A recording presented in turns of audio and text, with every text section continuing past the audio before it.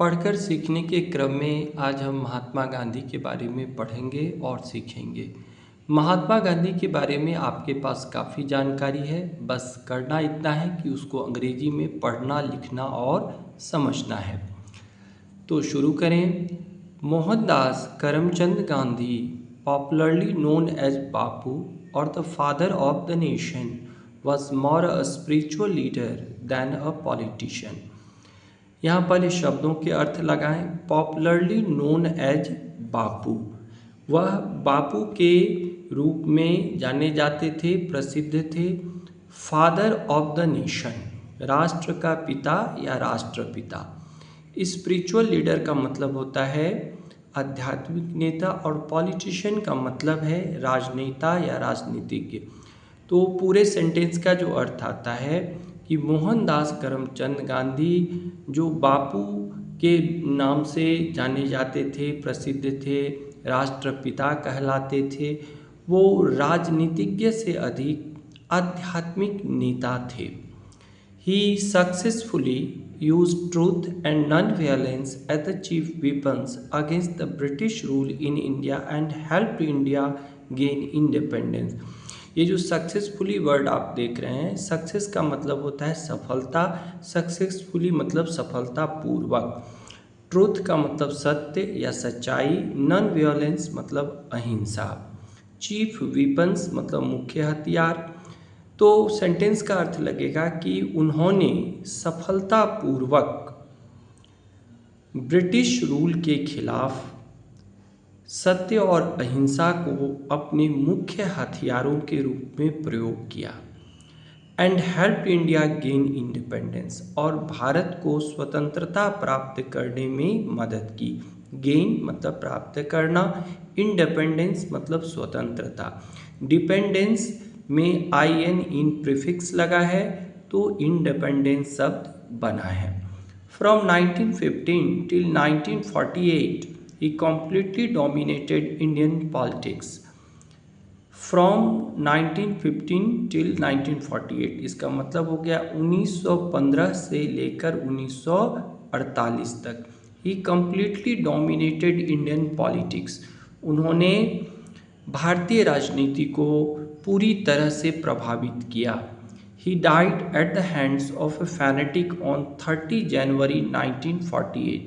वह एक उन्मादी के हाथों 30 जनवरी 1948 को मारे गए।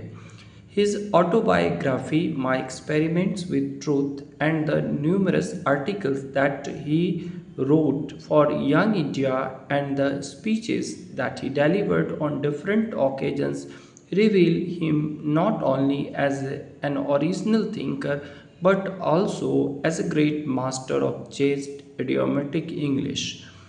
ये एक लंबा सा सेंटेंस है। हिज ऑटोबायोग्राफी, ये शब्द देखिए, ऑटोबायोग्राफी, ऑटो मतलब स्वयं, बायो मतलब जीवनी, ग्राफी मतलब लेख। तो ऑटोबायोग्राफी का अर्थ होता है आत्मकथा। उनकी आत्मकथा, महात्मा गांधी की आत्मकथा, माई एक्सपेरिमेंट्स विथ ट्रूथ, सत्य के साथ मेरे प्रयोग, और न्यूमरस आर्टिकल्स, बहुत सारे लेख जो उन्होंने यंग इंडिया के लिए लिखे। यंग इंडिया का प्रकाशन गांधी जी की ओर से होता था, तो उसके लिए उन्होंने लिखे। और एंड द स्पीचेस, और वो भाषण, दैट ही डिलीवर्ड, जो उन्होंने दिया, ऑन डिफरेंट ओकेजन्स, अलग अलग अवसरों पर, रिवील हिम, प्रकट करते हैं उनको एक ओरिजिनल थिंकर के रूप में। और इतना ही नहीं, इसके अलावा चेस्ट, पवित्रता, इडियोमेटिक इंग्लिश के ग्रेट मास्टर के रूप में भी उनको स्थापित करते हैं।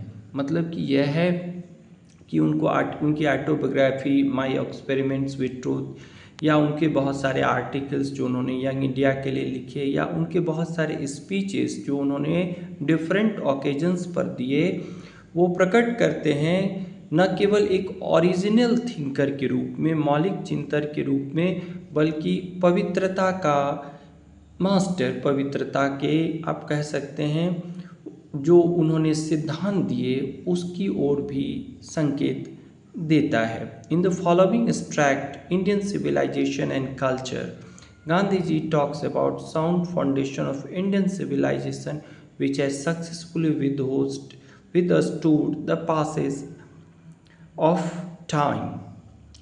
यहाँ एक पीस के बारे में आगे चर्चा है कि इंडियन सिविलाइजेशन कल्चर, ये एक एक्सट्रैक्ट जो उनका ही कथन है, उनकी बातें उसमें शामिल है। उसमें गांधी जी क्या करते हैं कि Gandhi ji talks about sound foundation of Indian civilisation.